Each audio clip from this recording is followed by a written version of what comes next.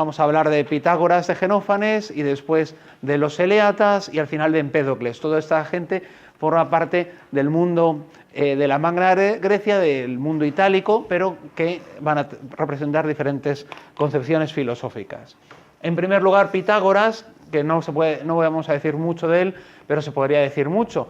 El problema es que es difícil diferenciar qué es lo que pensaba Pitágoras de cuáles son los añadidos que hicieron las escuelas pitagóricas muy posteriores, no un poco posteriores, sino muy posteriores en el mundo helenístico, ¿no? Entonces tenemos una gran cantidad de máximas atribuidas a Pitágoras que no sabemos bien identificar su autenticidad originaria, pero también es algo que se puede averiguar. Es importante que la idea de Pitágoras principal es que el mundo está como confeccionado de números, el mundo se explica a través de los números, y los números, es decir, algo también, una vez más, ya inmaterial, ya no es algo tan fácil como el agua, el aire, no, los números, el mundo se reduce a números, porque encontramos proporciones y cosas cuantificables en todas las cosas, y en ese sentido, todo son números.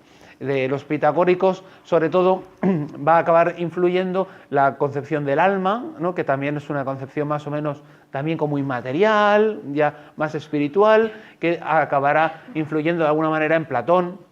Y los pitagóricos, además, configurarán una especie de forma de vida, una especie de secta medio religiosa, ¿verdad?, donde viven en común y siguen una serie de normas de comportamiento muy estrictas, son vegetarianos, quizá porque conciban algún tipo de reencarnación, ¿no?, de transmigración de las almas. Y pero vamos, no vamos a profundizar en Pitágoras, ¿no? Lo que seguramente no inventará nunca Pitágoras es el teorema de Pitágoras, ¿no? Seguramente no lo inventó en las cosas que podemos decir de Pitágoras. Bien, y luego aquí he puesto un dibujo de El Roto. ¿Conocéis El Roto? ¿No? El caricaturista del País, ¿no?, que suelen ser siempre caricaturas un poco depresivas, son como kafkianas siempre, ¿no? Entonces aquí tenemos una caricatura que como que expresa muy bien el pensamiento de Genófanes. Genófanes es un filósofo que más que filósofo es casi un poeta. De hecho, la mayor parte de lo que nos queda de él son textos poéticos, pero también tiene alguna reflexión de tipo filosófico en las cuales critica aquello que constituye el patrimonio educativo principal de los griegos. Dice Genófanes una frase memorable: con Homero han aprendido todos. O sea, Homero es como el libro de texto de todos los griegos. Claro, tú piensas que igual que los niños judíos crecían en la sinagoga aprendiéndose de memoria los salmos, Isaías y tal, los niños griegos crecían aprendiéndose de memoria los versos de la Ilíada. Y ahí aprendían a hablar bien el griego, ¿verdad? Utilizar el griego estupendamente. Y de paso aprendían todos los conocimientos que uno tiene que saber, del arte de la guerra, del arte de hablar en público, pero de paso aprendían otras muchas cosas, ¿no?, sobre los dioses y sobre los hombres. Y aprendían de los dioses, pues, el arte de cómo mentir, de cómo cometer adulterios, de cómo engañar a los demás. Claro, porque, por desgracia, en el mundo homérico, el que tiene más poder tiene derecho a aprovecharse de los demás y tiene derecho a engañar al otro y tal. Entonces, esto le escandalizaba a Genófanes. Esto de los autores que empiezan a quejarse por la inmoralidad de los dioses. Pero eso no le preocupa tanto como otro problema, que de alguna manera los dioses no acaban de ser los dioses de Homero, no vienen a ser otra cosa, sino idealizaciones del ser humano. En el fondo, ¿qué es Zeus? Pues es un señor que tiene orejas y narices y boca y que con el brazo lanza rayos, ¿no? O sea, que es un señor con un cuerpo humano, ¿no? Entonces, lo que le escandaliza a Genófanes es esa concepción antropomórfica de los dioses. O sea, no que todos los caracteres humanos sean tomados por los dioses, sino en particular los que hacen referencia a la figura. Los dioses de los griegos tienen figura humana y eso le parece horrible a Genófanes, porque la figura humana es una figura limitada. Y en concreto él pone un ejemplo, dice: mirad, si los bueyes tuvieran manos o los caballos tuvieran manos para hacer esculturas, ¿cómo creéis que esculpirían sus dioses? ¿Qué figura le darían los caballos a su dios? ¿Qué figura le darían? Le darían la figura de un caballo, ¿no? Por eso aquí hay una especie de ironía del Roto de los cangrejos, ¿no? Dice: el dios cangrejo nos creó a su imagen y semejanza, ¿no? Y el niño cangrejo dice: no pensarán lo mismo todas las especies.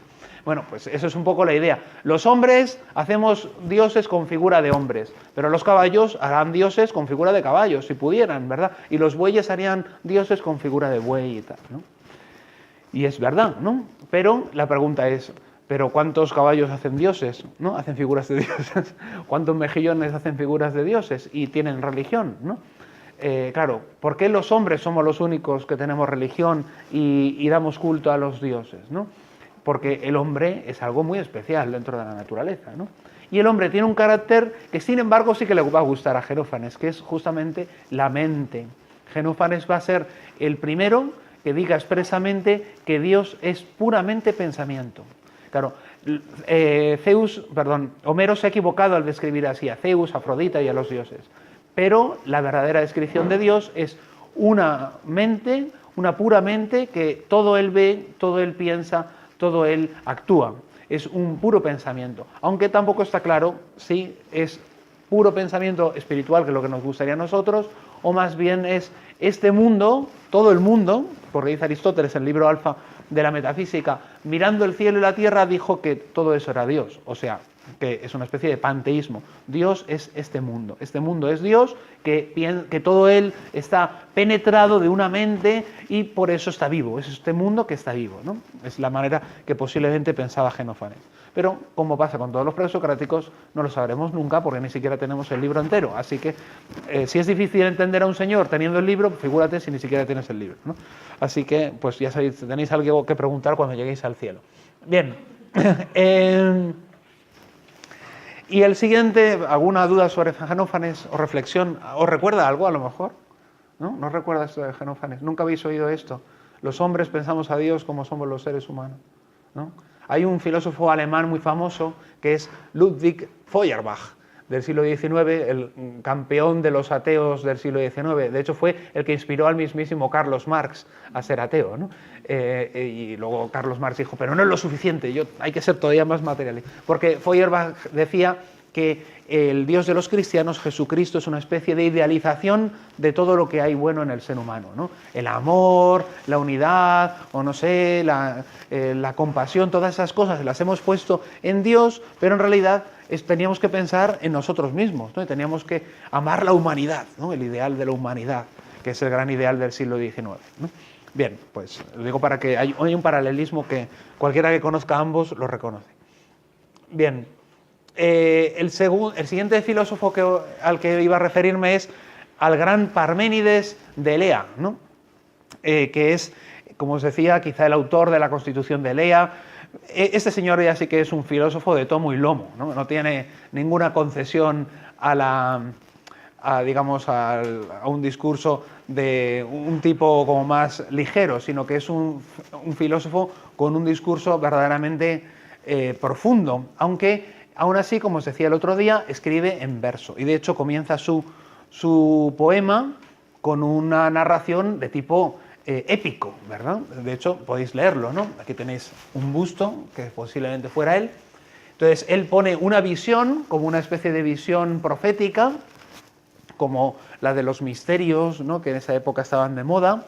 Está él en un ambiente sagrado donde una diosa se le aparece, una diosa cuyo nombre no aparece en todo el diálogo, en todo el poema, perdón, no sabemos cómo se llama, pero es una diosa que le acoge en un lugar, podemos suponer, sagrado, posiblemente celestial, le toma de su mano, le toma por su mano derecha y le dice, y bueno, entonces le va como conduciendo hacia el camino de la verdad. Es la misma diosa la que de algún modo inspira a Parménides. La idea de inspiración que está en Homero, ¿verdad? En Homero comienza la Ilíada, canta, oh musa, ¿no? Entonces empieza cantando la Ilíada invocando a las musas, ¿no? Las musas son diosas que, como lo saben todo, estuvieron allí en Troya viendo cómo mataban a los troyanos, ellas nos lo van a susurrar al oído. Y el aedo es una especie de conducto de la voz divina, ¿no? Hay una idea como de inspiración, pero no es como la de los cristianos, ¿no? Por los cristianos, un autor inspirado es un autor que además no pierde su capacidad humana de escribir. El aedo se considera un mero instrumento en manos de los dioses. Es decir, él no pone nada, es puramente un cauce de una inspiración que no es capaz él de contribuir en modo alguno. Es una inspiración que puramente viene de los dioses. Aquí hay algo parecido. La diosa influye sobre Parménides y le hace ver la verdad. Le dice, preciso es que te enteres de todo, ¿no? De todo, una vez más, esta concepción holística del filósofo que trata de dar una explicación total.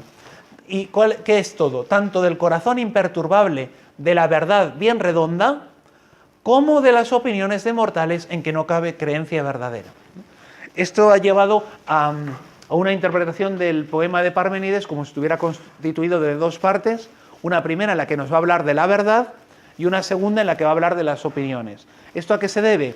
A que nosotros tenemos una serie de versos de Parménides que todos hablan de una manera muy abstracta, como vais a ver ahora enseguida, de cuestiones como muy abstractas, y sin embargo, si tú lees a Platón, Aristóteles, a muchos testigos, nos van a contar que Parménides hablaba de la luna, y hablaba de los eclipses, y hablaba de cómo, por qué razón suceden determinados fenómenos meteorológicos.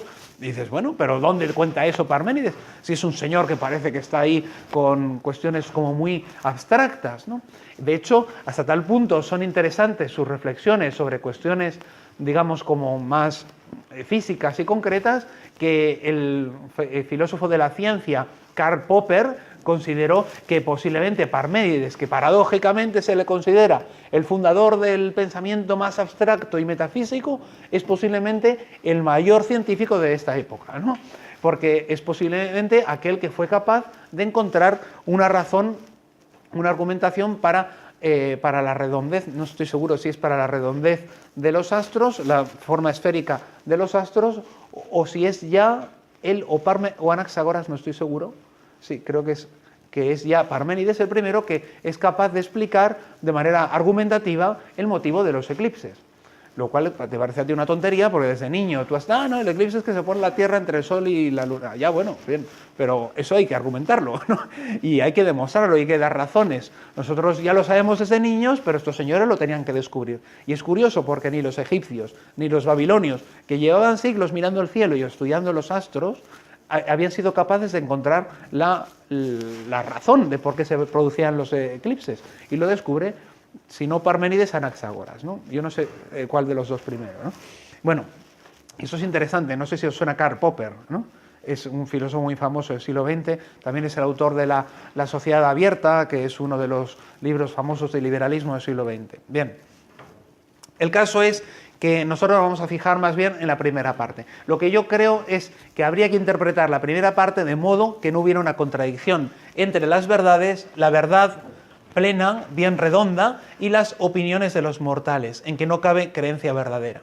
O sea, lo que él hace cuando hace esos conocimientos científicos no son meras opiniones, si no, no se molestaría tanto en hacerlo, ¿no? O sea, las opiniones es lo que piensan los que no entienden bien la filosofía.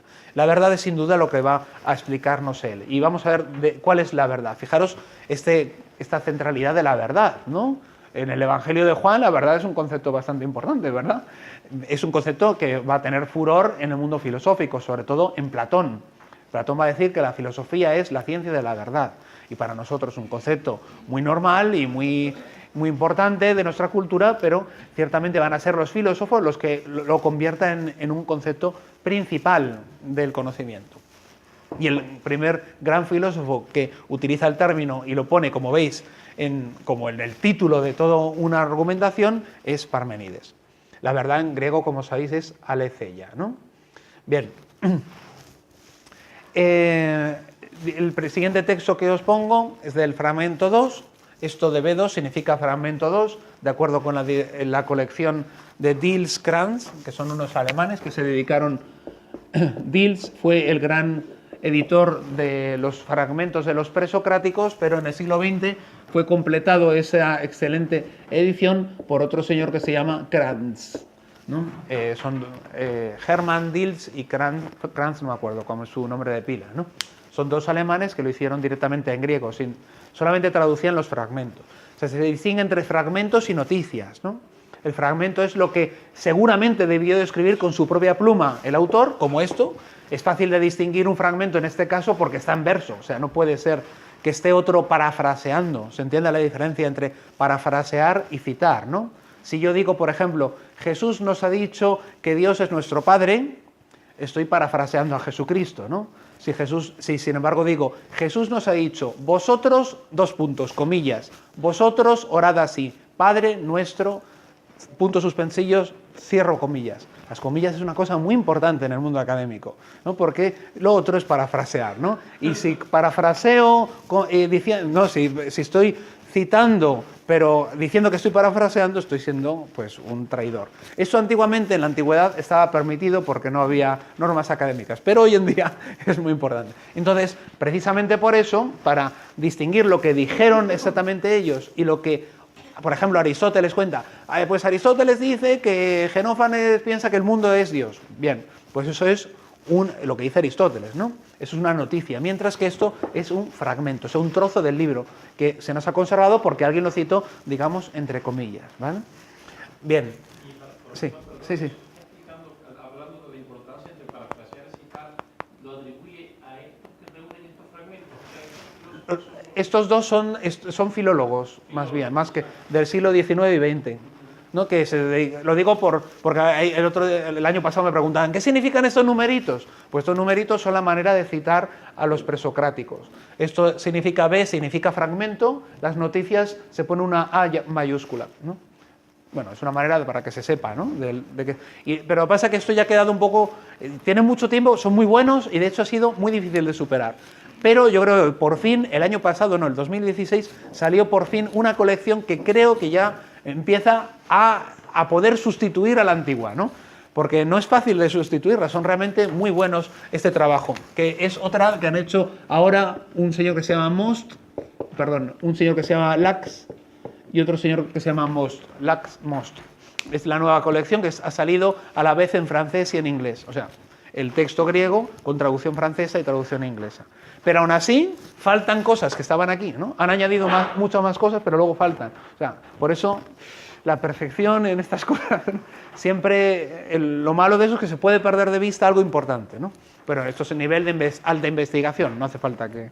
Lo digo por que lo sepáis, ¿no? De dónde vienen las cosas, ¿no? También.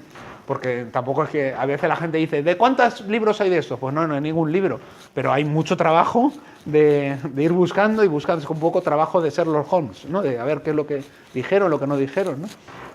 Bien, entonces, os iba a leer estos versos. Los únicos caminos de búsqueda que cabe concebir. Esos son los únicos que caben concebir. Sí, convendría encender una luz, sí. No la primera, pero las otras dos, o sea, si no, ya no se ve nada, sí.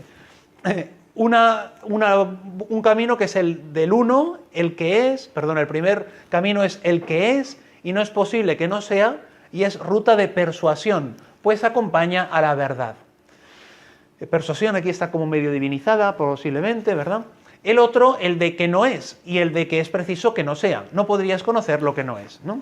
Esto es profundo, ¿eh?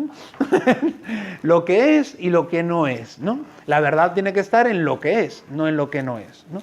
Entonces, ¿qué es lo que nos está queriendo decir aquí Parmenides? Lo primero es la expresión, esto de el que es una paráfrasis española, porque esto en griego se dice toón, ¿no? Es la traducción más literal al español desde el punto de vista como etimológico sería el ente, ¿no? El ente, pero claro, el ente no lo entiende nadie, ¿no? Entonces por eso cogemos una paráfrasis, porque se quiere decir el ente es como la palabra pues no sé, candente, no, vamos a decir una palabra más, es lo que se llama es un adjetivo que procede de lo que en latín llamábamos antes por lo menos participios de presente, ¿verdad? Entonces, por ejemplo, cuando yo digo sonriente, ¿no? Estoy construyendo un adjetivo que viene de un verbo, ¿no? En el fondo estoy caracterizando a un sujeto por una acción, ¿no? Sonriente, ¿qué es? El que sonríe, ¿no? Claro, el problema es que la palabra sonriente nos suena a nosotros sobre todo adjetivo, ¿no? Pero en griego tiene un sentido que se parece un poco no solo a sonriente, sino también a sonriendo, ¿no? Al gerundio nuestro. O sea, que no tiene por qué ser algo como así general, sino incluso en acto, ¿no? Algo actual, lo que está ahora mismo sonriendo, ¿no? Entonces, el que es, o sea, el ente es lo que puede ser, pero también es lo que está siendo, ¿no? Lo digo para que os deis cuenta del vocabulario, pero es el verbo ser, el verbo einai, el verbo ser lo que es. Claro, el problema es que el verbo ser, aparte de que en español tiene un sentido un poco más restringido, el verbo ser del griego es como el verbo to be en inglés, ¿no? En otros idiomas es una cosa muy del español que distinguimos entre ser y estar, ¿no? Pero los demás idiomas tienen ser y estar. Es el mismo verbo ser, es también el verbo estar. Pero además es que en el español es muy difícil hacer lo que se llama la predicación absoluta del verbo ser. O sea, nosotros decimos el perro es marrón, ¿no? Pero no o la camisa es blanca, pero no solemos decir el perro es, ¿no? Es un poco extraño, ¿no? Más bien diríamos el perro existe, ¿no? O hay un perro, ¿no? O está el perro, pero no solemos decir el perro es, ¿no? Pero, sin embargo, en griego, como en latín, como en otros idiomas, se puede utilizar el verbo ser de una manera natural con ese sentido absoluto, es decir, sencillamente existe, algo existe, ¿no? Lo digo para que os deis cuenta de que tiene más significados de lo que a lo mejor tendemos a pensar como españoles. Entonces, esto significa que hay como dos significados principales que un griego entiende cuando utiliza el verbo ser. Uno es este tema de la existencia, ¿no? El sentido como absoluto, pero luego hay un uso que es el copulativo, que es el que nos resulta más natural a los españoles, ¿no? Que es cuando decimos el perro es marrón. Cuando vinculo un concepto, lo utilizo como una especie de verbo auxiliar. Claro, pero es del todo auxiliar. Ese es el problema de la metafísica, ¿no? Que ya habréis empezado a ver metafísica, ¿no? Claro, el problema de la metafísica es que cuando yo digo el perro es marrón, no solamente estoy como jugando con conceptos, ¿no? Porque si lo marrón no estuviera ahí, no hubiera marrón en el perro, no podría yo decir que el perro es marrón, ¿no? No sé, si fuera el perro azul, pues no puedo decir que es marrón, ¿no? Azul no va a ser nunca, ¿no? Se entiende el asunto, ¿no? O sea, de algún modo, nunca es puramente lógico, por así decir. Muy raras veces, o en general, tiene no solamente un valor lógico, sino también lo que se llama ontológico, es decir, que no apela solamente a lo que yo pienso, sino también a lo que las cosas son, ¿no? Normalmente, cuando uso el lenguaje, es para hablar de lo que las cosas son, ¿no? Y si digo el perro es marrón, lo que quiero decir es que el color marrón está en el perro, existe en el perro, ¿no? Bien, esto lo digo para que nos demos cuenta de que los verbos más elementales dan mucho que pensar, ¿no?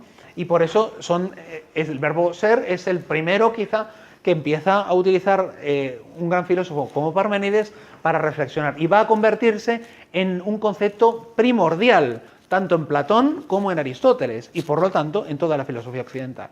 El concepto de ser iba a ser el núcleo central de lo que os decía antes, la metafísica, que es la ciencia de toon toon, o sea, el ente en cuanto que ente, ¿no? El estudio del ente en cuanto que ente, eso es la metafísica. Por eso, en este sentido, está haciendo un capítulo muy importante de la historia del pensamiento Parménides. Entonces, esto lo digo para que os deis cuenta de todo lo que puede haber detrás de el que es. ¿Qué es entonces lo que quiere decir? El primer camino es el de lo que es, y es posible que no sea. No es posible que no sea, es necesario. La palabra necesario va a aparecer también muchas veces en los fragmentos. Es ruta de persuasión, pues acompaña a la verdad. La verdad está vinculada con el ser, la necesidad, la persuasión. Mientras que la negación del ser, el que no es también necesario que no sea, ¿no? Claro, no podrías conocer lo que no es, porque claro, lo que no es no se puede conocer. Entonces, bueno, esto es sencillamente lo que dice, ¿no? El problema es qué es lo que quiere decir. Bueno, está claro, lo que es no es lo que no es. Bien, lógicamente eso tiene sentido, ¿no? Y lo que es, bueno, es verdadero. Claro, pero lo que no es, hombre, no es solamente importante saber que las cosas son, también es importante saber lo que no son, ¿no? El perro no es una ballena, ¿no? Oye, pues también eso es una verdad, ¿no? Bueno, sin embargo, parece que Parménides ha dicho que la verdad tiene que ver con el que es, ¿no? No con lo que no es. Bueno, vamos a ver qué es lo que puede querer decir. Entonces vamos a seguir leyendo. Es necesario que sea lo que cabe se diga y se conciba. Pues hay ser, pero nada, no la hay. O sea, de alguna manera está vinculando el ser con lo que se puede concebir, ¿no? Mientras que el no ser es lo que no se puede concebir. ¿Y en qué sentido no se puede concebir? Porque no es, sencillamente porque está fuera de la realidad. Entonces, esto se ha entendido de dos maneras, ¿no? La primera manera es la que ha tenido más éxito, la del discípulo de Parménides que se llama Meliso, que voy a hablar, bueno, aparece indicado después, pero voy a hablar ahora, ¿no? Meliso es un señor que dice que lo que quería decir Parménides es que el mundo es una gran esfera, o sea, el ser es una gran esfera y que es totalmente unitaria, totalmente uniforme, totalmente necesaria, eterna, inmutable y no existe ningún cambio alguno. Esto es así, lo ha sido siempre y lo será siempre. Y dices, bueno, pero yo miro con mis ojos y veo el sol, y veo que el sol se mueve, y veo que el conejo da saltitos, y el pájaro canta, y luego se muere, y luego nace otro pájaro, las cosas nacen, mueren, cambian. Bien, muy bien, eso es lo que tú ves, pero todo eso es mentira, ¿no? Lo único que existe es el ser, y es inmutable, y es una esfera, y todo lo que ven los mortales es pura apariencia, es el no ser, es la mentira, es es una pura apariencia, pero la verdad profunda de las cosas es que el ser no puede admitir ningún movimiento. Como hay movimiento en la realidad, como hay variedad, como hay cambio, como hay muchas cosas, todo eso es mentira. Lo único que es el ser y tiene que ser totalmente uno, ¿no? O sea, físicamente el mundo es una esfera y es una unidad tremenda y totalmente insuperable. Eso es lo que piensa Meliso, ¿verdad? Y va a pensar también otro señor que es Zenón, más o menos. Bien, pero ¿es la única manera de interpretar a Parménides? Yo creo que no. Y hoy en día está triunfando una interpretación un poquito más razonable de Parménides, porque esto otro es un poco ridiculizar, sobre todo lo que os decía, un señor que se ha preocupado por estudiar los eclipses y las fases lunares y tal, y entonces que se ocupaba por algo que consideraba que eran puras apariencias, que no servía para nada, cuando en realidad todo es una unidad y no hay cambio y yo no existo tampoco porque es todo una sola cosa. Bien, yo creo que lo que está intentando vincular es está entendiendo el ser, no sobre todo de este sentido existencial, el ser es una unidad tremenda, sino que él está entendiendo el ser sobre todo de esta otra manera copulativa. ¿Qué es lo que quiere decir que el ser es, el no ser no es? Pues porque si el perro es marrón, es necesario que sea marrón, aunque luego después pueda volverse blanco, pero cuando está el perro marrón, está siendo marrón, y entonces es necesario que sea marrón. Después será blanco, ¿no? Pero en este momento es necesario que sea marrón. Y es posible que después cambie, pero mañana y pasado y al otro día, cada vez que hable del perro, ahora estaré hablando necesariamente y eternamente de un perro marrón. Yo creo que eso es lo que quiere decir, aunque a lo mejor parezca un poco complicado, ¿no? Pero bueno, esto es lo que se llama una interpretación como predicativa de Parménides. Bueno, tampoco es imprescindible que lo penséis, pero es para que os deis cuenta de la complicación que pueden tener estos textos primitivos, que además son difíciles de interpretar, ¿no? Bien, entonces nos queda una vía, la de lo que es el ente, que es ingénito, imperecedero, único, inmutable y completo. Y que no fue una vez ni será, pues ahora es todo a la vez uno y continuo. Claro, este tipo de descripciones que parecen tan físicas favorecen esta interpretación de Meliso, que es la que de hecho triunfará entre los discípulos de Parménides, ¿no? Entonces, yo comprendo que esto que yo digo es como muy lógico, pero favorece mi interpretación lo que Aristóteles decía. Dice, Meliso y esos señores hablaban de un monismo más bien físico, pero Parménides pensaba de una especie de monismo lógico. Es decir, que si una cosa es verdad, no son válidos diferentes predicados, solamente vale un predicado. Si el perro es marrón, serán falsos todos los demás predicados respecto del color. Ya no valdrá ni que el perro es rojo, ni que el perro es azul, ni que el perro es verde. Solo uno, que es marrón, ¿no? Y negar eso es una pura falsedad, porque el predicado auténtico es ese. En ese sentido también, interpretando... Sí, esto ya es mucha interpretación. No. Sería falso también decir una verdad, aunque sea indirecta, como decir, el perro no es blanco. Claro, yo pienso que como decir no es blanco, aunque parezca que es lo están... Porque decir no es blanco, o sea, el no blanco habría que... El perro es, y entre paréntesis, no blanco. Y es verdadero, que es un concepto que no entra dentro de lo blanco. O sea, estás excluyendo al perro de lo blanco. En ese sentido, yo creo que sería verdadero. Yo creo que Parménides no se opondría a eso necesariamente. Pero lo que sí... O sea, todo lo que contradice la verdad única, eso sí que... O sea, si el perro es marrón, lo que es falso es que es blanco o que es rojo. Eso sí. Y en ese sentido es no lo verdadero, ¿no? O sea, esa es la negación que excluye, la negación de lo única que vale, exactamente. Pero claro, es verdad que no solo se puede decir el perro es marrón, también se puede decir el perro es coloreado, igual que si decimos,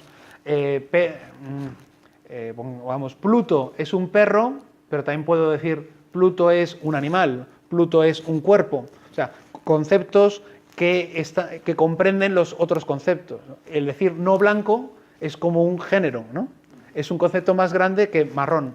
Entonces, yo creo que no sería el tipo de falsedad que excluye Parménides.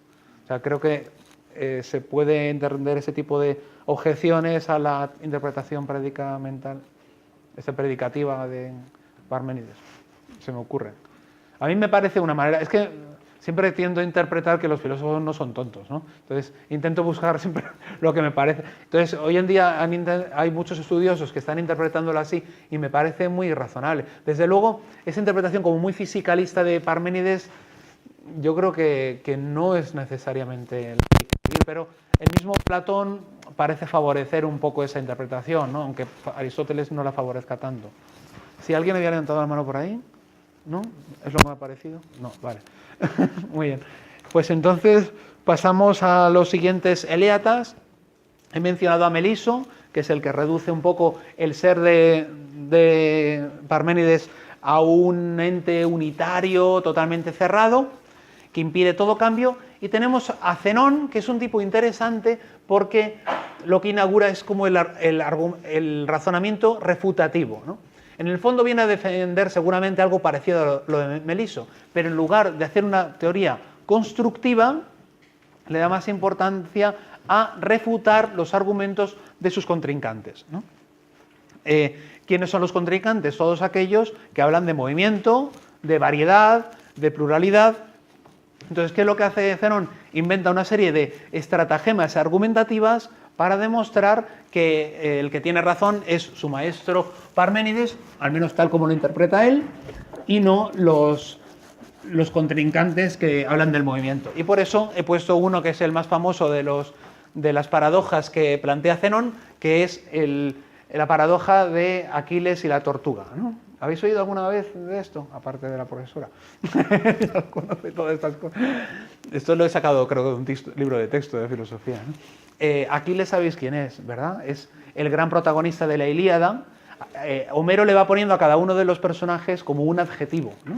Un epíteto, como para caracterizar su personalidad, ¿no? Por ejemplo, Héctor, el del tremolante penacho, ¿no? Cada vez que se habla de Odiseo, el ingenioso Odiseo, ¿no? Bueno, pues cada vez que aparece Aquiles, Aquiles, el de los pies ligeros. O sea, es proverbialmente el hombre veloz, ¿no? Aquiles es el hombre veloz que es capaz de dar caza a cualquiera. De hecho, la Ilíada acaba con una carrera un poco ridícula, la verdad, de Aquiles persiguiendo a Héctor alrededor de la muralla, ¿no? A Héctor corriendo y detrás Aquiles para matarlo, ¿no? Una cosa un poco penosa.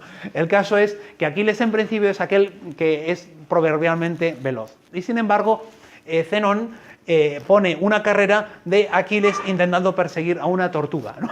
Entonces, claro, evidentemente, pues es como la liebre y la tortuga. ¿Cómo no va a atrapar Aquiles a la tortuga? Bueno, pues según nuestro amigo Zenón, no es capaz nunca de atrapar a la tortuga. ¿Y cómo demuestra que no es capaz nunca de atrapar a la tortuga? Y así, que no hay movimiento. Pues el procedimiento es muy sencillo, ¿no? Entonces, tenemos a Aquiles en el punto A, que como es tan magnánimo, le da a la tortuga una ventaja hasta el punto B. ¿Se ve bien aquí? Lo dibujo en otra parte. ¿Bien? Entonces, tenemos a Aquiles en el punto A y la tortuga está en el punto B, ¿no? Entonces dice Aquiles, bueno, disparamos, ¡pum!, empieza la carrera. ¿Y qué es lo que pasa? Pues que la tortuga penosamente logra avanzar en determinado momento, No, la idea es que Aquiles llega por fin al punto donde estaba la tortuga, ¿no? Enseguida, pega un salto y ya alcanza el punto donde estaba la tortuga.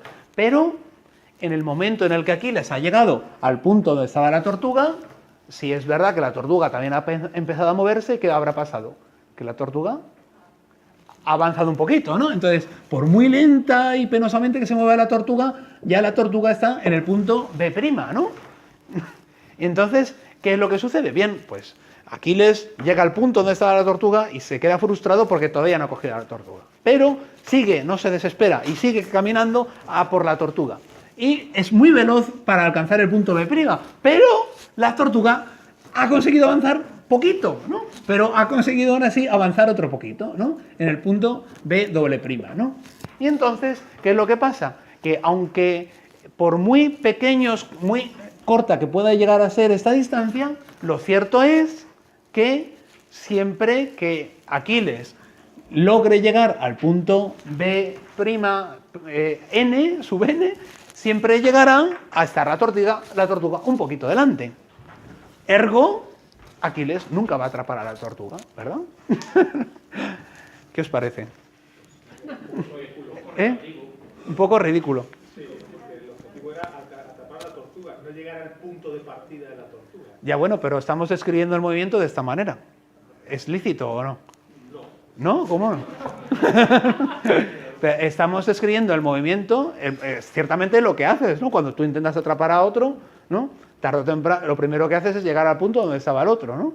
Y luego... Es irrelevante, el punto donde está es irrelevante, el objetivo es atrapar al otro. Entonces, pararse en el punto donde estaba el otro... No se para, vamos a imaginar que no se para, da igual, no se trata... Es decir, que él llega a B y el otro ya se ha movido, pero el objetivo no era llegar a B, era alcanzarlo. Vale, bien, pero es que el problema es que no lo va a conseguir nunca. Porque si esto es así o no es así. El asunto es si tiene razón Zenón o no. ¿Es verdad que uno antes de llegar a atrapar al otro tienes que llegar al punto donde estaba el otro? Sí. ¿Es verdad que cuando cuando tú hayas llegado al punto donde estaba el otro habrá avanzado un poquito? También, ¿no? Entonces, hay que conseguir refutar esto. No vale solamente con decir, no me gusta cómo lo describes, ya, pero ¿es una descripción verdadera del hecho? Yo creo que sí, no está mintiendo. Es algo que sucede realmente en la realidad, ¿o no? ¿No sucede esto? Tú no pasas por los puntos... Pensaría que sí, pero no me convencería. Ah, bueno, ya, que no te convences es otra cosa. Pero es que el problema es que aquí no se trata de convencer, es que este es el asunto. Eso es la retórica, pero aquí estamos en filosofía. Convencer es lo que pasa en las asambleas allí donde está toda la morralla, pero nosotros somos filósofos, ¿no? Los filósofos tenemos que demostrar. Claro, o sea, persuadir es lo que hace el rétor, ¿no? Que lo que importa es que la gente se sienta con ánimo de cometer un crimen si hace falta, aunque sea mentira, es una injusticia. Con tal de que estén persuadidos, pero nosotros no queremos persuadir, queremos demostrar. Yo estoy persuadido de que Zenón está equivocado. Y yo pido de vosotros, filósofos, que demostréis la falsedad, porque ciertamente tú y yo, que somos personas sensatas, no es que no estemos convencidos, es que sabemos efectivamente que si yo corro detrás de una tortuga, la pillo, vaya si la pillo, y me la machaco si hace falta, ¿no? Pero tenemos que demostrárselo a Zenón, y esa es la clave del filósofo. Tenemos que demostrar lo evidente. ¿No? Pero tenemos que usar buenos argumentos. Entonces, una de las cosas para las cuales estudiamos filosofía es para hacer este tipo de argumentaciones, porque todo hereje que va a criticar la fe católica va a hacer algo así. Va a intentar dar argumentaciones que van a ser falaces. Esto es una falacia. Esto es un tipo de argumentación falsa. Pero tú, o sea, si crees en la fe, sabrás que toda aquella cosa, aquella apariencia de razonamiento que está contradiciendo la fe, o está haciendo un error metodológico, o está incurriendo en algún tipo de mentira, ¿no? Entonces tenemos que encontrar la mentira, ¿no? O el error metodológico, o la inapropiación de la argumentación, y eso es lo que compete a un filósofo. Tú estás dando una argumentación, bien, pero yo creo que no es del todo justo impugnar el planteamiento de los términos de Zenón, porque realmente responden a los hechos desde el punto de vista geométrico, ¿no? Realmente tú pasas por el punto que el otro, si no fuera verdad eso, se le podría impugnar, pero aunque el objetivo sea, naturalmente, atrapar, pero eso es lo que él está intentando demostrar que no puede pasar, y hay que conseguírselo refutar. ¿Os ha dado tiempo a pensar otro argumento? Que introducen en el mundo político, en nuestros congresos y en el mundo entero, es que el argumento refutativo para desvirtuar toda la verdad, que no la tienen ni que está refutando, ni a quien está refutando, está en el medio y hay que buscarla y hay que demostrar lo contrario. Entonces, claro, pues esto me parece pues muy, o sea, claro, muy de los filósofos griegos, pero como una filosofía que se va por la tangente como digo, para perder el tiempo, o sea, sencillamente. Bueno, él está convencido de que lo que está defendiendo es importante, entonces por eso él da argumentos para mostrar que lo que él piensa es verdad. O sea, él piensa que el mundo no existe, ¿no? Está diciendo, lo que vosotros creéis que es verdad, no es verdad. Entonces os voy a mostrar como los que sabemos la verdad auténtica de las cosas, os vamos a demostrar cuál es la realidad. Y por eso, fíjate, cuando te pones a pensar un poco en el mundo físico es como contradictorio, ¿no? Entonces, eso, o sea, yo creo esto es el origen de lo que se llama la sofística, ¿no? La erística, los argumentos que son falaces y que son el dominio del dominio público hoy en día. Hoy en día, cuando tú lees Twitter, yo encuentro 5 falacias por línea, vamos, están en pugna, no sé qué hay más, si faltas de ortografía o falacias, ¿no? Están ahí. Y bueno, pero esto forma parte de nuestra vida y justamente para eso se estudia filosofía, para poder tener la agilidad mental de descubrir dónde hierra el otro, ¿no? Eso también es, a veces hay cosas que no se pueden demostrar. Yo no te puedo demostrar que te estoy viendo, ¿no? No te lo puedo demostrar, ¿no? Pero puedo refutar todos los argumentos que tú me des en contra de que yo estoy viendo. No, es que eso es un proceso físico fenomenal, pero yo estoy viendo. De poder encontrar siempre, a lo mejor, soy capaz de encontrar argumentos para negar el que niega lo evidente, ¿no? O sea, que yo soy capaz de atrapar a una tortuga es evidente. Entonces tenemos que conseguir refutar esto y hay alguna manera de hacerlo, ¿no? O sea, yo lo que hubiera... Sí, perdona, quería... Una pregunta, pero esto es más... Sí. Cuando se habla de Zenón de Elea y Parménides de Elea es porque son de la misma ciudad de... De Elea, o sea, señalé antes en el mapa, ¿no? Como la rodilla de la bota, sí. Vale, y cuando tú dices otros eleatas, o sea, aparte de Zenón... Meliso. Sí, también a veces le consideran eleata a Genófanes. Hay quien dice en algunos que Genófanes es como el cabeza de escuela, ¿no? Como si Genófanes hubiera inspirado a Parménides. Pero a mí no me parece, hoy en día está menos aceptado esa idea, ¿no? ¿Vale? En el fondo, eleatismo, la palabra eleatismo, aunque es una consideración geográfica, hace referencia a la filosofía de Parménides, ¿no? Fundamentalmente. Más bien. La escuela de Parménides. Entonces estos señores, aunque no sean del todo fieles a Parménides, si es verdad lo que yo pienso de Parménides, pero bueno, están inspirados en él, ¿no? De alguna manera. Entonces, bueno, lo que es verdad que hay una mala descripción de los acontecimientos, pero muy mala. Pero hay que explicar por qué es mala. No habla de tiempo y de velocidad. Sí, la velocidad no la tiene en cuenta porque él reconoce que la tortuga avanza mucho menos que, entonces, aunque no es capaz de a lo mejor encontrar magnitudes, pero sí se da cuenta de que cada vez este segmento va reduciéndose indefinidamente. La idea es que se iría reduciendo infinitamente hasta, nosotros diríamos, es una sucesión periódica, esto todo el mundo que ha estudiado matemáticas es una sucesión periódica exponencial, ¿no? O aritmética. ¿Es aritmética o geométrica esto? Sería, yo creo que es aritmética. Sería aritmética. Aritmética, ¿no? Y entonces sería una especie, lo que él está describiendo es una especie de sucesión, digamos, que no llega a tocar el último punto, ¿no? Sería una especie de como un infinitésimo, la descripción de un infinitésimo, un diferencial, ¿no? O sea, sería el ir describiendo segmentos cada vez más pequeños de manera que nunca se llegara al punto X, ¿no? Es una especie, es la definición, de hecho, estás riéndote de él, ¿no? Aquí criticando, esto es de estas cosas que pierden el tiempo, pero el concepto de infinitésimo, seguramente, Leibniz, que es uno de los inventores del concepto de infinitésimo, lo desarrolló pensando en estas cosas, ¿eh?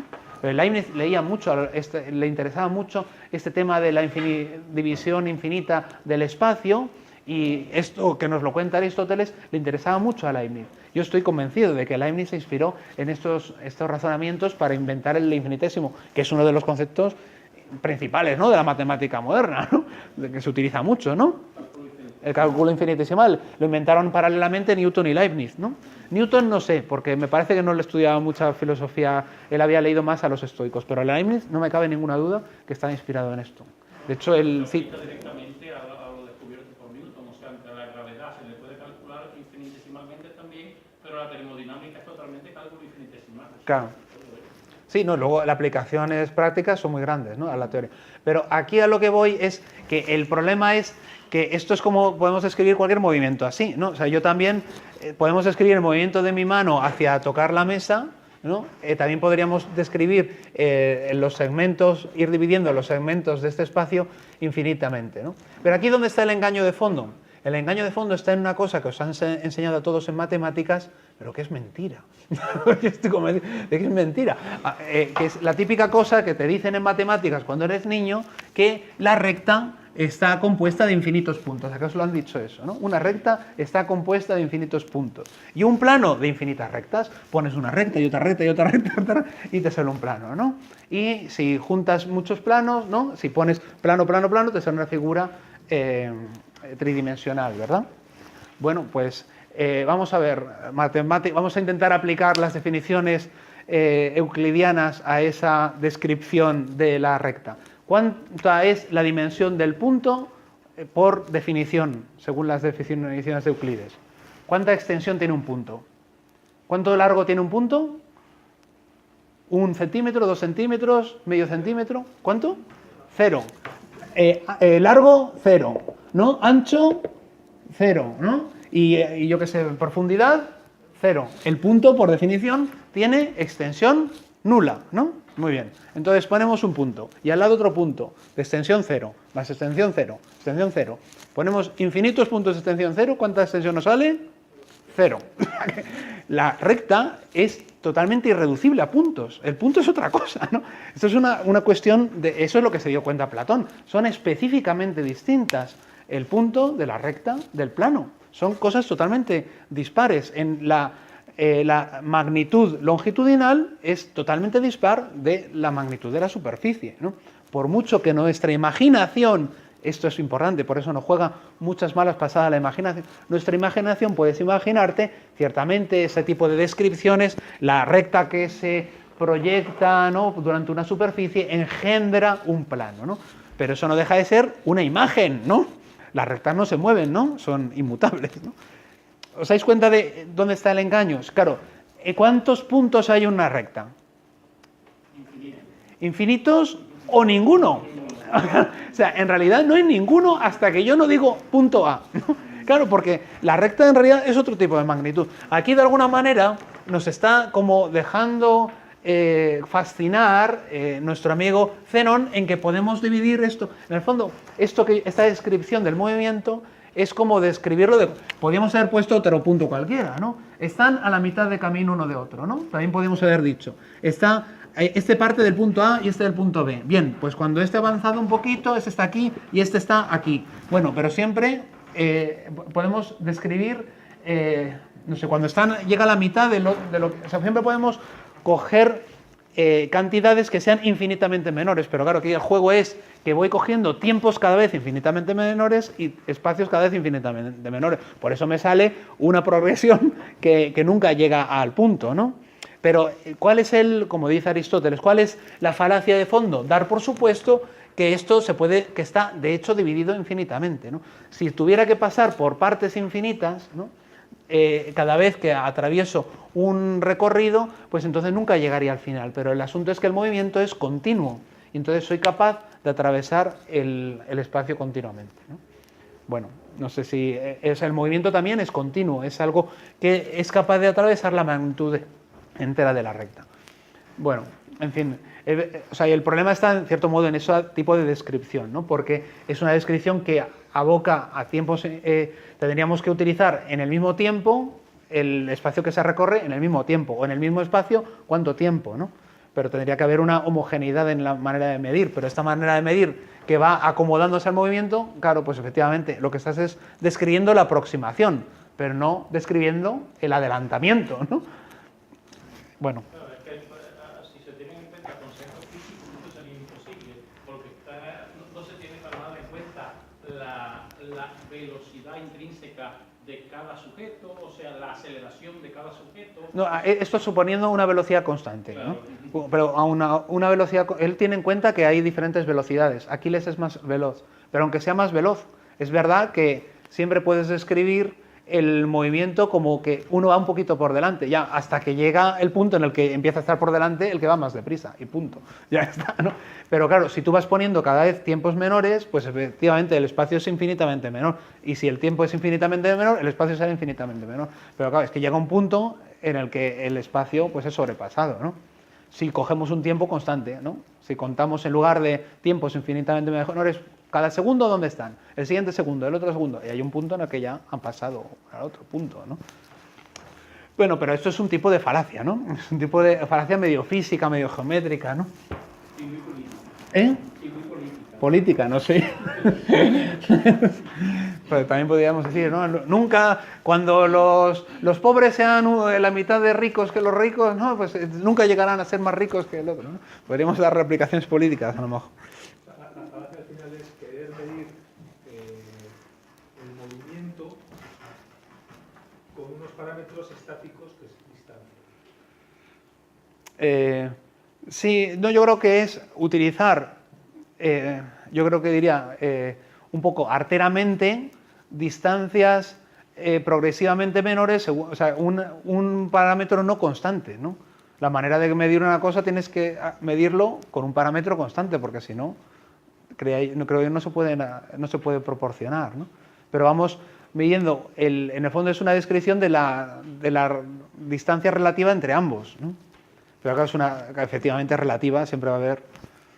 Es una descripción que no vale para hablar de todo el movimiento, sino solamente del momento que va desde el inicio de la carrera hasta el momento en el que se encuentran, sin contar claro. Por eso es una progresión infinita que nunca llega a ese último punto. Es una descripción efectivamente mala del asunto, ¿no? Pero bueno, hay que intentar explicarlo todo, ¿no? Bien. Pero esto lo dijo, pero no lo creía. ¿Eh? Esto lo dijo, pero no lo creía. Bueno, yo no sé lo que creía, ¿no? Él justamente lo dice. Bueno, la verdad es que siempre se junta un poquito del prurito de ganar, ¿no? Eso es algo que yo creo que pasa en las discusiones. Pues a lo mejor no se creían lo que pensaban, pero bueno, llega un momento que lo importante es ganar, ¿no? Y convencer al otro. Pero en principio esto lo decía para demostrar que el mundo no era tal como nos parecía, ¿no? Lo importante es que para él el mundo no es así como lo vemos. O sea, lo que vemos no es el mundo real es otra cosa. Y esto vais a ver que va a estar constantemente en diferentes filósofos. El mundo real se escapa a la experiencia común de los mortales. Y no es ninguna tontería, porque la física moderna también te dice, bueno, esto parece muy sólido, pero en realidad esto es fundamentalmente vacío, ¿no? Son una serie de partículas que ejercen una serie de fuerzas, ¿no? Pero partículas puntuales, ¿no? Bien, pero hay más espacio entre ellas que el lugar donde están ellas, ¿no? Entonces, bien, la apariencia de solidez de la realidad tridimensional, o sea, eso también te lo dice la física moderna. Por eso hay muchos puntos de encuentro entre estos primeros pensadores y el pensamiento contemporáneo, ¿eh? Aunque parezca que esto es muy arcaico, ¿no? Entonces, ¿se lo creía o no se lo creía? Pues no sé. De lo que da pie a esto científicamente, al cálculo infinitesimal, es aplicable hasta la física cuántica, o sea, hasta las Claro. partículas más pequeñas, Sí. como las antipartículas. Sí, claro, claro. No, sí, pero fijaros que aquí ya está, es que piensa que los griegos en esta época ya tenían unas matemáticas muy desarrolladas, ¿eh? O sea que Euclides escribe después de Aristóteles, pero ya en esta época pues se sabían muchas matemáticas y tenían una serie de cálculos. Vamos, no hay nada más que ver el Partenón, que se construye en esta época, ¿no? El Partenón de Atenas, que es que ni siquiera es del todo rectangular, porque han estudiado que para la vista es un poquito mejor si está un poquito curvado, o sea, que hay un estudio ahí bastante considerable desde el punto de vista geométrico y tal, y son capaces de hacer poleas y de construir. En fin, ¿no? Hay un desarrollo de la geometría grande. Pero ellos piensan de una manera muy geométrica. La matemática griega es muy de la geometría. Bien, para no aburrir a los que tienen menos formación científica, vamos a seguir con Empédocles.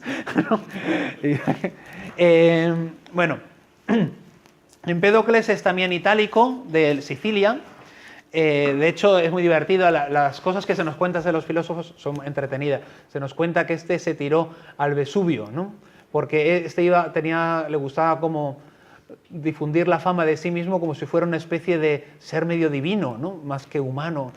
Se atribuía el poder de curar, decía que él se había reencarnado y se acordaba de que había sido una mujercilla y había sido no sé qué, y había sido un laurel, ¿no? Y entonces por eso no comía laureles, le parecía que era una cosa como sagrada, un árbol sagrado, podía tener un alma de un ser humano. Y entonces, dentro de esa especie de visión medio mística de sí mismo, dice un biógrafo posiblemente un poco malicioso, que se tiró al Vesubio para que la gente pensara que había sido como asunto al cielo, ¿no? Pero se le olvidó tirar también las sandalias, se quedaron las sandalias en la orilla, entonces la gente lo vio, no, se ha tirado para engañarnos y tal. Bueno, es solo para que os veáis cómo se cuentan estas historias más o menos legendarias de los filósofos. Pero Empédocles es verdad que tiene una visión medio mística del mundo y trata como de encontrar una síntesis entre lo que pensaban los jonios y lo que ha planteado Parménides. En Empédocles y en Anaxágoras empieza una especie de segunda generación de la filosofía así llamada presocrática, donde va a estar este intento de volver a explicar los fenómenos físicos, es decir, cuestiones como la lluvia, las mareas y tal, a la luz también, o sea, sin que eso vulnere los problemas como metafísicos, puramente especulativos e incluso dialécticos, que Parménides y su escuela están planteando. Es un intento como de buscar una síntesis. Entonces, ¿qué es lo que hace? Bueno, pues él pone una serie de elementos, pero que son elementos que no se destruyen del todo, para que así no se vulnere el principio de Empédocles, que nada se crea ni se destruye. Ese tipo de frase, ¿verdad? Nada se crea ni se destruye, de la nada no se hace nada, ¿verdad? Es una famosa frase que se atribuye en general a esos filósofos. Pues es verdad, eso es la idea de Empédocles. De la nada, nada sale, ¿verdad? Para los jonios todo salía de algún elemento y estos consideran que va a salir de unos elementos, pero que ya no van a estar como sometidos a transformaciones totales, sino que va a pervivir siempre una serie de factores que van a estar siempre en todos los momentos de la cosmogénesis. Entonces, va a hablar de 4 raíces. Nosotros solemos hablar de los 4 elementos de Empédocles, pero el término elemento es un término de Aristóteles. Empédocles nunca utiliza la palabra elemento. Él habla de raíces, de 4 raíces, que son las raíces de las cosas todas. Y él describe cuáles son. Y aquí os dais cuenta de que utiliza un lenguaje, una vez más, mitológico. Zeus resplandeciente, era dispensadora de la vida, así como Aidoneo y Nestis, que con sus lágrimas empapa el mortal Ontanar. Claro, son 4 factores que son materiales y de los cuales está compuesto la Tierra. Y que de alguna manera responden a lo que ya habían dicho los jonios. Tenemos aquí al fuego, ¿verdad? El fuego del cual había hablado ya Heráclito, Zeus resplandeciente, era dispensadora de la vida, es la única que no había sido mencionada hasta ahora, pero se refiere a la tierra, ¿no? Hera es la esposa de Zeus en la mitología, pero aquí se refiere al elemento tierra. Y después está Aidoneo, que seguramente se refiere al aire, que había sido mencionado ya por, ¿os acordáis?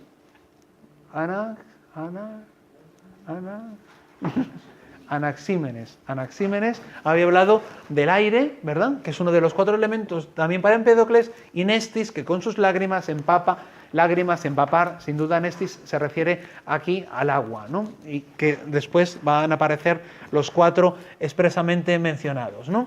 Del agua que era de Tales, ¿no? Tales era el que hablaba del agua. Sí, Tales había hablado también del agua, ¿verdad? O sea que ya había, como recogiendo lo que se había dicho, ¿verdad? Pero ya no son uno solo, sino que ya son varios, como simultáneamente, siendo combinados. Entonces ya tenemos diferentes elementos que permiten una cierta combinación. Por eso se llama a Empédocles un pluralista. Ya no es monista. Se suele a veces resumir la filosofía de los primeros jonios como monistas. Hay un solo elemento, monos, único, el agua, o bien el aire, o bien el apeiron. Ahora, sin embargo, tenemos una pluralidad de elementos, en este caso 4, ¿no? Pero además de estos 4 factores materiales, hay otros 2 factores que son de otro tipo, de otra índole. Tenemos, una vez creció el mundo para ser uno, de múltiple que era, otra, por el contrario, de uno que era, se disoció para ser múltiple.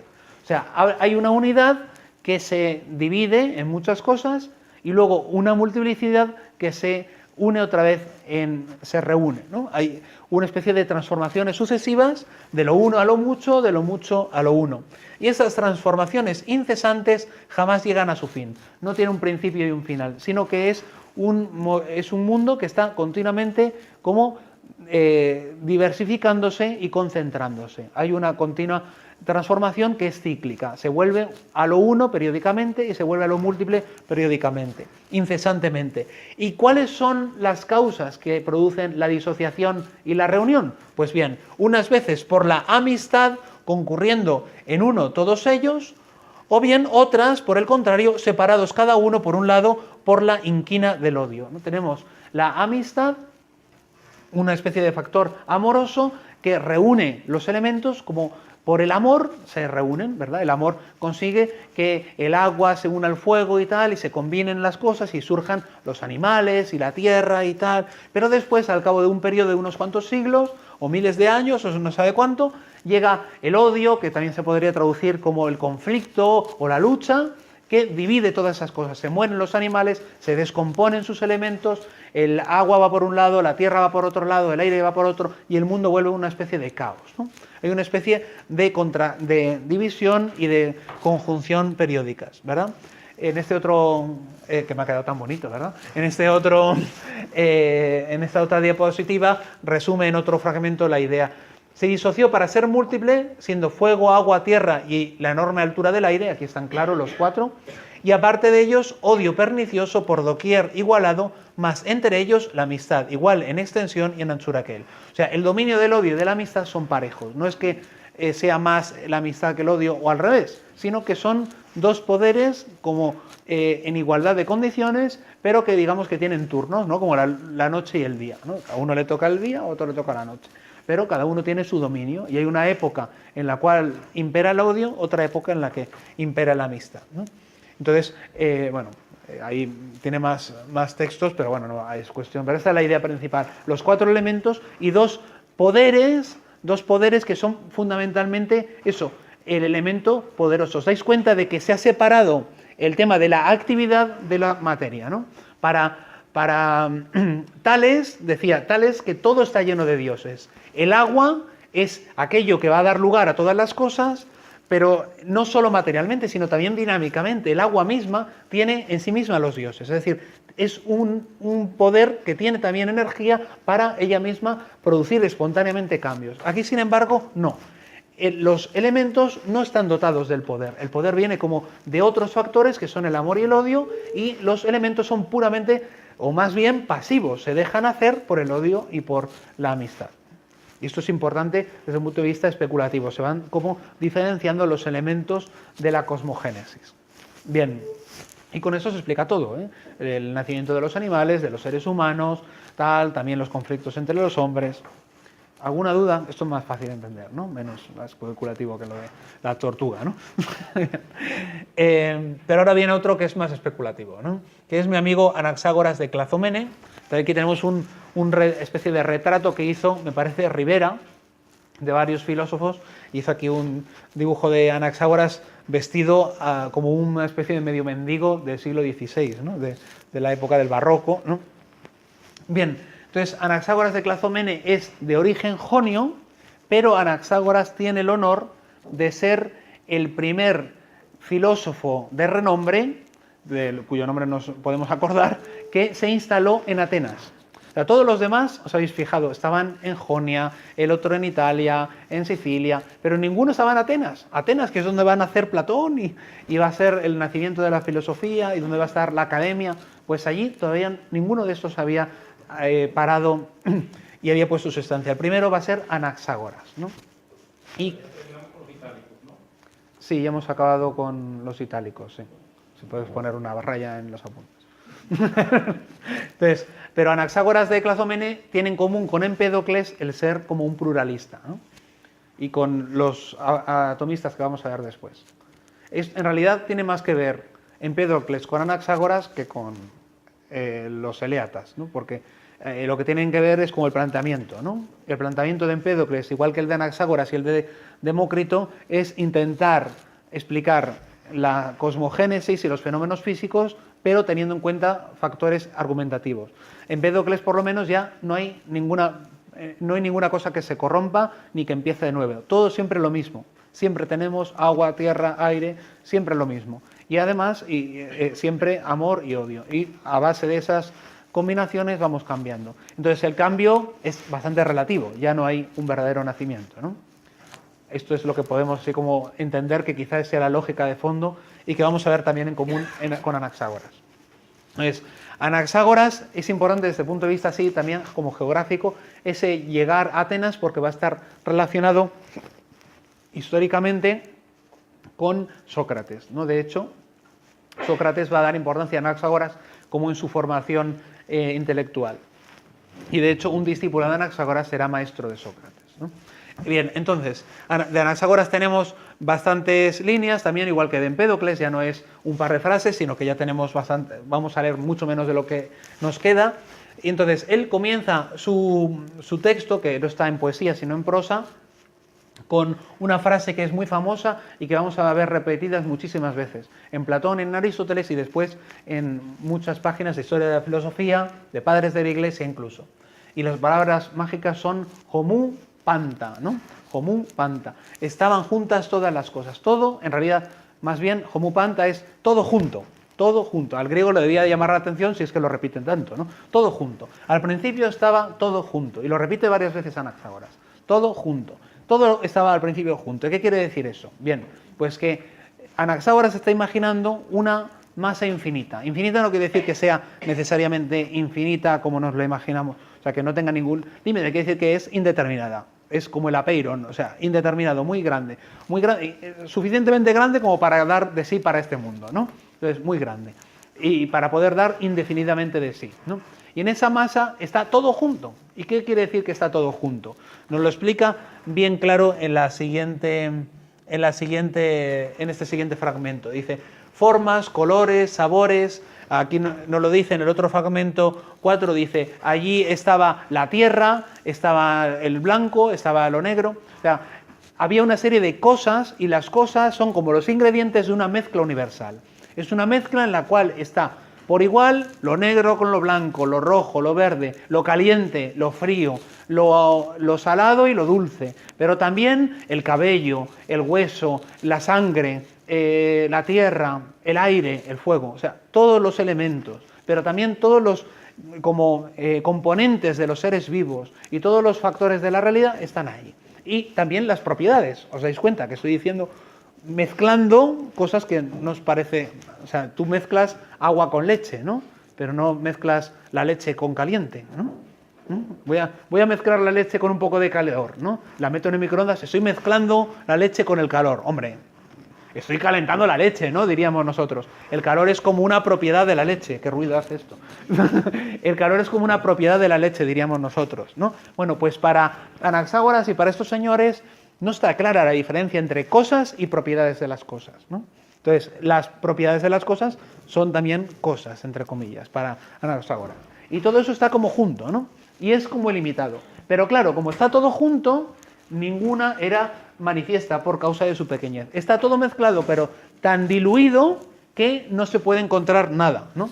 Es como si dijéramos, en un vaso de agua, tenemos un vaso de agua y en el vaso de agua hecho azúcar y hecho sal, pero solo un poquito de sal y un poquito de azúcar. Está todo, y pongo un poquito de pimienta. Entonces hay muchísimos ingredientes, tantos, y en tan poca cantidad que al final no sé cuáles son los ingredientes que hay, ¿no? Una persona con muy buen gusto, incluso una persona con buen gusto, no sabría reconocer qué tipo de cosa. Está todo tan mezclado, ¿verdad? Porque hay tan poquito de todo. Bueno, esta es un poco la idea. En la mezcla original está todo, pero está todo en pequeñas cantidades. Por causa de su pequeñez no se puede distinguir. Está lo negro y está lo blanco, pero no se distingue. Por eso esa mezcla no es ni negra ni blanca, ni es verdaderamente cabello, ni es verdaderamente agua, pero tiene agua y tiene cabello y tiene todo eso, ¿no? Se ve un poco la idea. Entonces, ¿qué pasa? Bueno, pues entonces sucede lo siguiente. Empieza... Bueno, también habla de unas semillas, ¿no? Hay unas semillas que son poseedoras de diferentes formas, colores y sabores. Bien, que están juntas, están formando parte de esa mezcla originaria. No está claro qué son las semillas, pero podrían ser como la manera germinal de presentarse los seres vivos. Aunque también podrían ser sencillamente esas cosas que se pueden considerar como elementos germinales de lo que después va a ser, ¿no? Entonces, estaban todas juntas y por eso no era manifiesto ningún color, pues lo impedía la mezcla de todas las cosas. ¿Por qué? Por la pequeñez de todas las cosas. Las cosas estaban en tanta escasez que no se veían. Sí. Agustín habla un poco de esto, ¿no? Que dice que el principio de todas las cosas estaban condensadas en pequeñas semillas, como digamos. Ah, ya sé. Sí, Bueno, por eso sí. Me suena Sí, muy bien, sí, efectivamente. Agustín hablaba de las semillas, sí. Agustín hablaba de las semillas, de lo que él llama las razones seminales. Claro, es que este tema de las semillas, que aquí aparece por primera vez en Anaxágoras, en una especie de contexto técnico, va a ser retomado después por los estoicos y después va a tener un gran éxito entre muchos autores. Y de hecho San Agustín y luego Santo Tomás lo van a asumir como una manera de explicación del origen de cosas físicas. Por ejemplo, hasta Pasteur, todo el mundo pensaba que las moscas nacían del barro, ¿no? Entonces el barro sencillamente le daba el sol y entonces, bueno, no sé si está Pasteur, ¿no? Pero en general lo que pensaba Aristóteles, y se ha pensado durante siglos, es que los insectos no tenían huevos, sino que de alguna manera había como elementos germinales en la materia inanimada, en el barro, que cuando el sol lo calentaba de alguna manera el barro, de ahí salían mosquitos y moscas y tal, ¿no? Entonces, había una especie de concepción que la materia inorgánica era capaz de, bajo ciertas condiciones, dar lugar a seres vivos, ¿no? En concreto para la explicación de los mosquitos y eso. Y en general eso se utiliza hoy en día para utilizar una especie de preteoría de la evolución, ¿no? Para poder decir cómo a lo mejor ha podido surgir los seres vivos de una cierta ordenación de la materia inorgánica que ha podido poner Dios. Entonces la semilla esa de Agustín es como una especie de preformación que Dios ha puesto en la materia, ¿no? Y puede que Anaxágoras, o sea, desde luego Anaxágoras está en el origen. El problema es lo que pensaba Anaxágoras, que no lo sabemos bien, ¿no? Eso es una semilla, claro, la idea de la semilla es algo que ya tiene como contenido lo que va a ser, ¿no? Entonces, bueno, por eso podemos pensar una especie de programa, una especie de cosa germinal, donde solamente hace falta ponerlo en las condiciones adecuadas para que brote, ¿no? Bueno, pues sí, efectivamente. Anaxágoras está detrás de Agustín, aunque Agustín ya ni lo sabe, él lo toma de los estoicos, ¿no? Yo creo que no sabe que Anaxágoras, habla muy poco de Anaxágoras y creo que no dice nunca este tema de las semillas. El problema de lo de las razones seminales de San Agustín aplicado al ser humano no planteaba el conflicto serio entre el posible dilema entre la omnipotencia divina, la omnisciencia, perdón, y el problema de la libertad humana y la predestinación. O sea, cómo conciliar cosas tan aparentemente irreconciliables. ¿No recurría a las razones seminales un poco para eso? O sea, es un tema que es muy importante en Agustín, pero yo no lo veo que esté relacionado con las razones seminales, pero ahora mismo no sabría. Un poco de las que hablaba Aristóteles, en nosotros hay... Es que ahora mismo no sé muy bien a qué te refieres. O sea, sin duda es un problema que le importa a él mucho, el tema de la predestinación y la libertad de arbitrio y eso, pero él lo argumenta más bien desde el punto de vista de que no hay contradicción entre el creador y la criatura y tal, pero yo no recuerdo que hablara esto, porque esto es un problema más como físico, ¿no? De dónde salen los seres vivos o algo así, ¿no? Pues no sé, a ver, un día es que te agradecería que me lo... Es que no sé, ahora... Yo tampoco soy un experto en Agustín, ahora mismo no domino no me suena esa vinculación, pero a lo mejor sí, yo no te digo que no sé. Si me encuentras el tema, o sea, sería interesante. Sí, es que no caigo yo ahora mismo que hablara... A mí me sonaba que era un problema más bien físico, pero podría ser, ¿eh? Entonces, desde luego el concepto semilla es un concepto muy evocador, ¿no? Entonces da lugar a muchos... Claro, el mismo Jesucristo, ¿no? La del reino como semilla, ¿no? Pero podría ser que a lo mejor lo estás vinculando con eso del reino, podría ser, ¿no? El reino también es una semilla, tiene que ver con la predestinación, a lo mejor es eso lo que... Pero las razones seminales me parece que es un problema más bien tipo físico, pero a lo mejor sí, yo no sé. Tampoco domino ahora mismo a Agustín. Bien, entonces...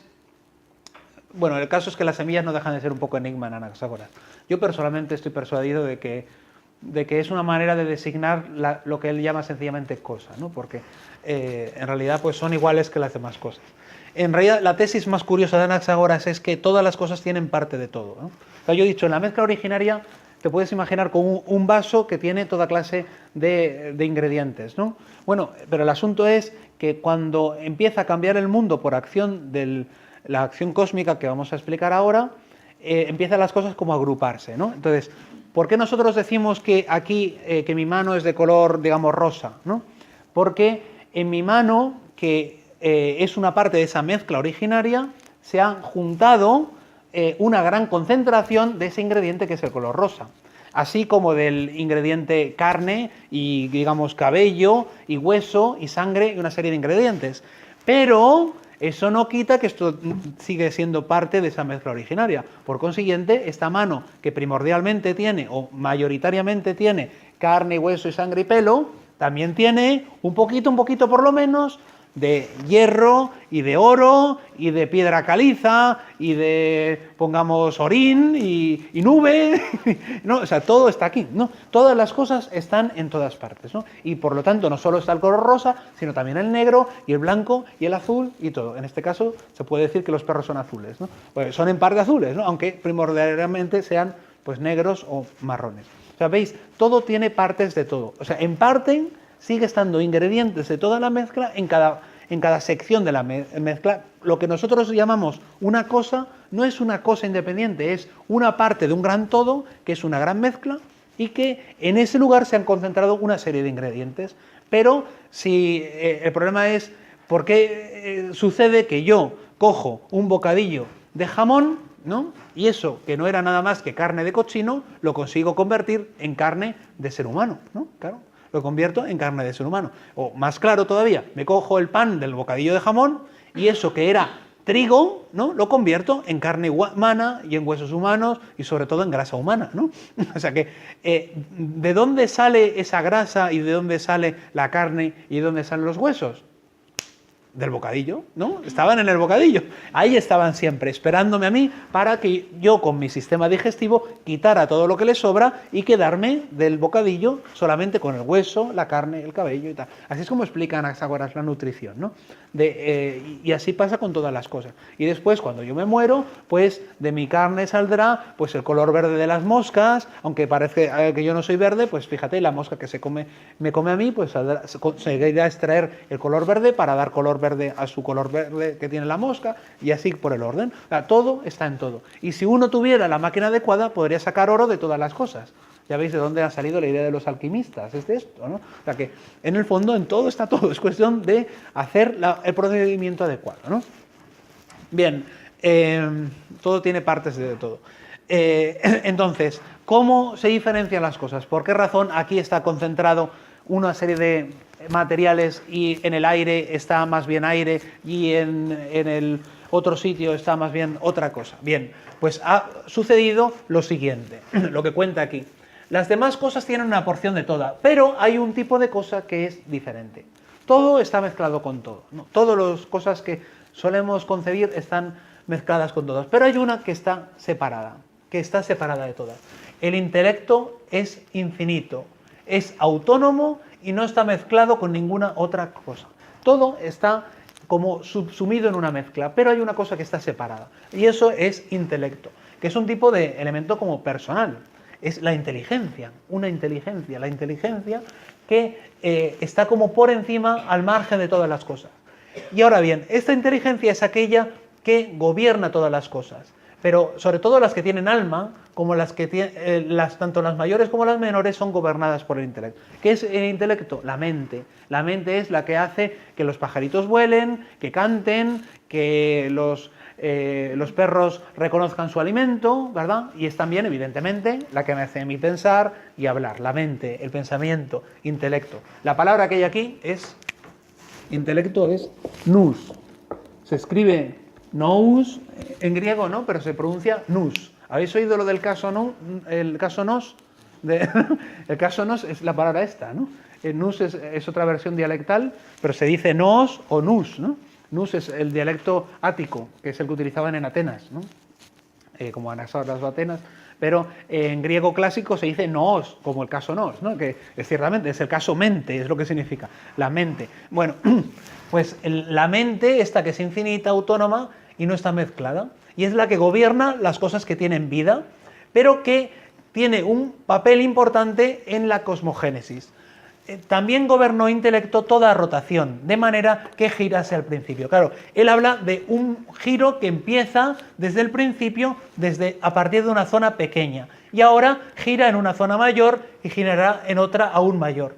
Entonces, ¿cuál es la imagen que yo creo que está refiriéndose? Imaginaros que toda la pizarra es una mezcla infinita, ¿no? O sea, indeterminada, tenemos material de sobra, y entonces llega intelecto y empieza a actuar en una zona, ¿no? Entonces, ¿qué es lo que hace? Vamos a remover este trozo del vaso, ¿no? Entonces, la idea del Nous de Anaxágoras, la ocurrencia es que si yo tengo ese vaso y le doy vueltas, lo que todo el mundo diría, pues se mezcla más. Pues no, esto es al revés. Si le doy vueltas, en lugar de mezclarse más, lo que pasa es que empieza como una especie de reacción, ¿no? Entonces, al empezar a dar vueltas, sucede que las cosas más pesadas se quedan en el centro, ¿no? La tierra y los elementos más sólidos, mientras que las cosas más ligeras, como el aire y el éter, tienden a irse hacia la periferia de la rotación, hacia afuera, ¿no?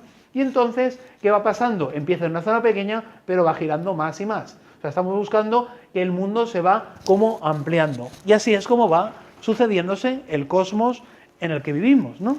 Claro, tenemos que la Tierra empezó siendo pequeña, pero ya ha llegado a ser bastante grande, y tenemos un cosmos de un tamaño considerable, ¿verdad? Donde al fondo está el fuego, por eso vemos las estrellas, más cerca está el aire, ¿verdad? Y aquí abajo estamos las cosas más sólidas, ¿no? La Tierra y, bueno, pues nosotros que estamos mezclados seguramente de otras cosas un poco intermedias, ¿verdad? Y entonces... Claro, sería a la vez, es un movimiento fundamentalmente como centrípeto, pero tenéis centrífugo para las cosas ligeras, ¿no? Efectivamente, sí. Yo lo interpreto así, pero he encontrado toda clase de interpretaciones, pero yo creo que lo más razonable es pensar esto, porque así, además, explicamos por qué razón yo salgo ahora a la noche y veo que todo gira, ¿no? Claro, es que el giro que yo veo es este giro, es el mismo giro de la cosmogénesis. Y dice él, y girará más y más. O sea, esto no se ha acabado. Estamos infieri, ¿no? La Tierra seguirá creciendo a base de meteoritos que van cayendo, ¿verdad? La mezcla originaria de fuera, van cayendo los meteoritos porque se sigue separando las cosas, ¿no? Y los meteoritos vienen de eso, de los materiales de la mezcla exterior que van siendo atraídos hacia la Tierra, ¿no?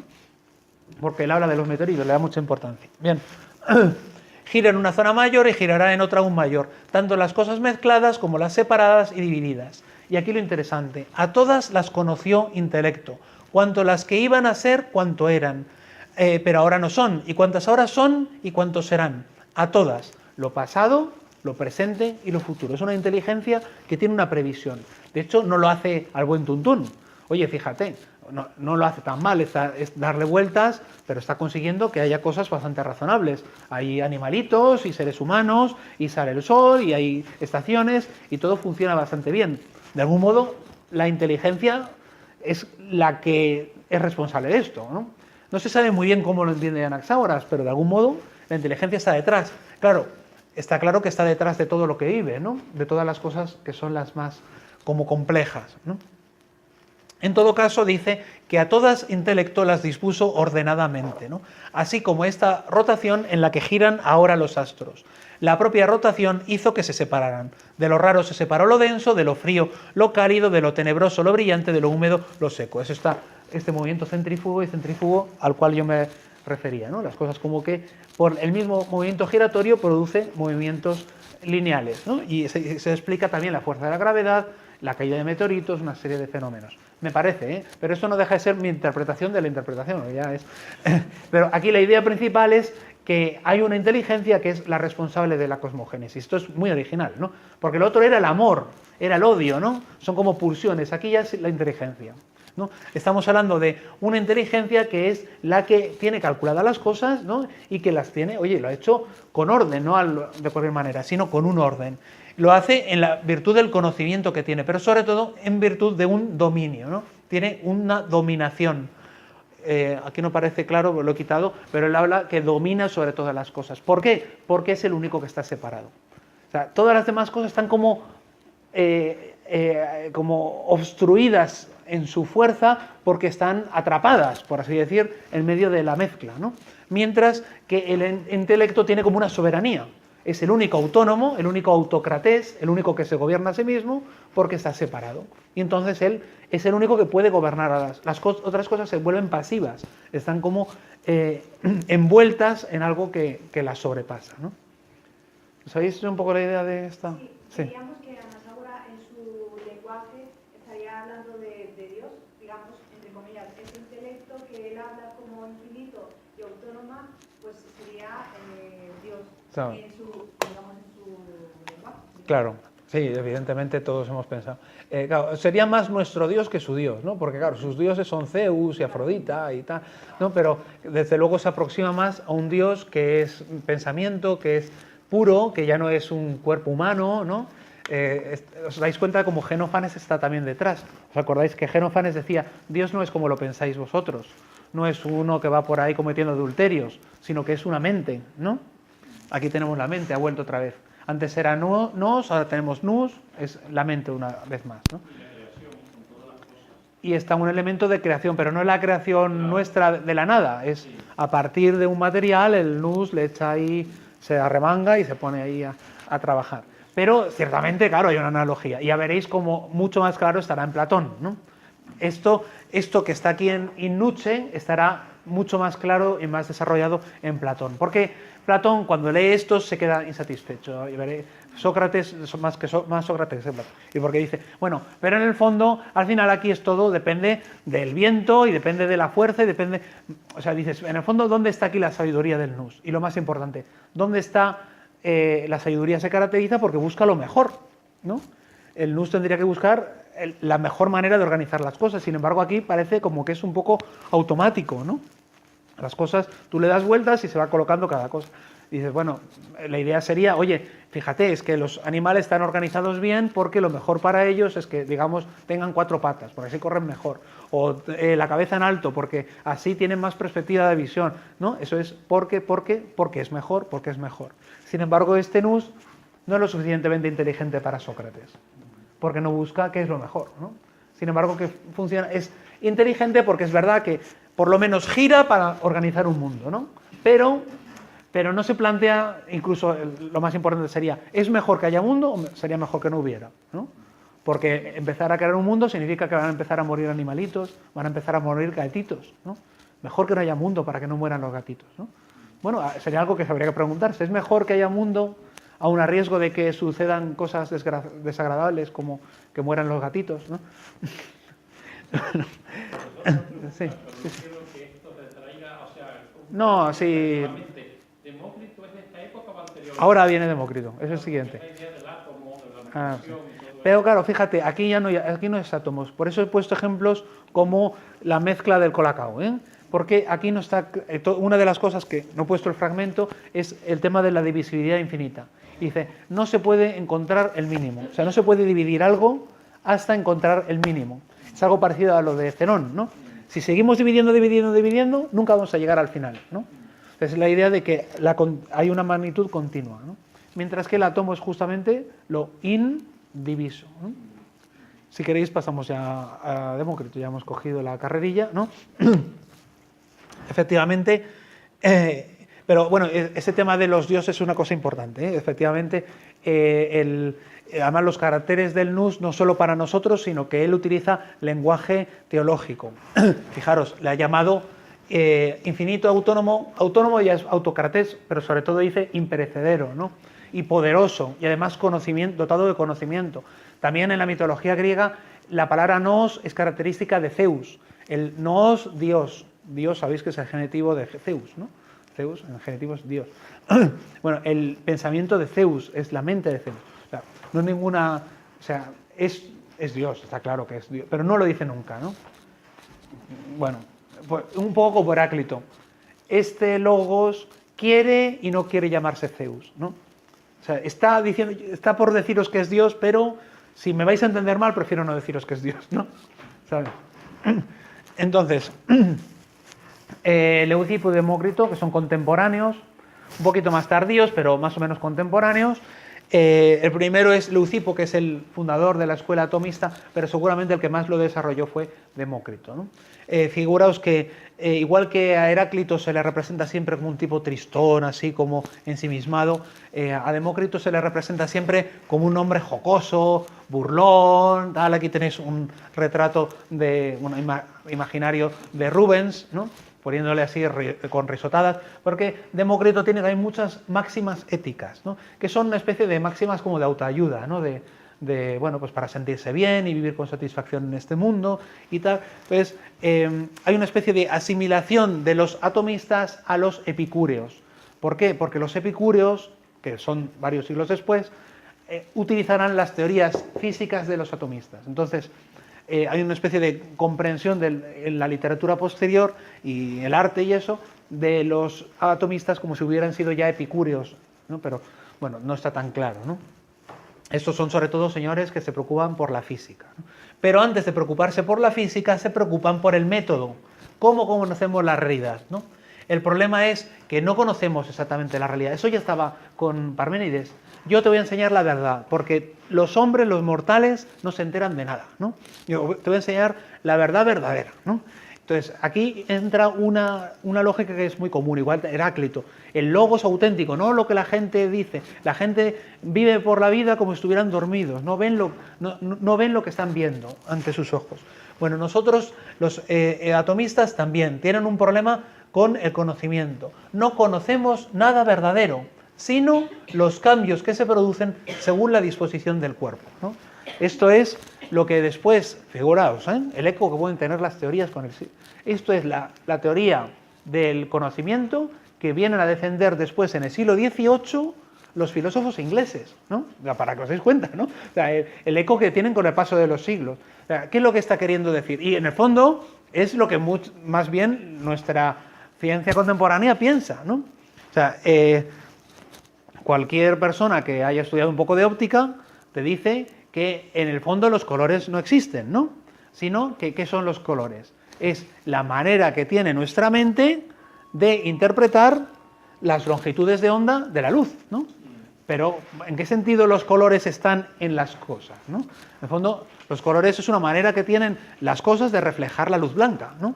Entonces nosotros, de alguna manera, se lo atribuimos a las cosas, ¿no? Pero tiene mucho que ver con nuestra manera de reaccionar como cuerpo al otro cuerpo que nos viene, que en este caso es la luz. Más claro todavía, en el caso de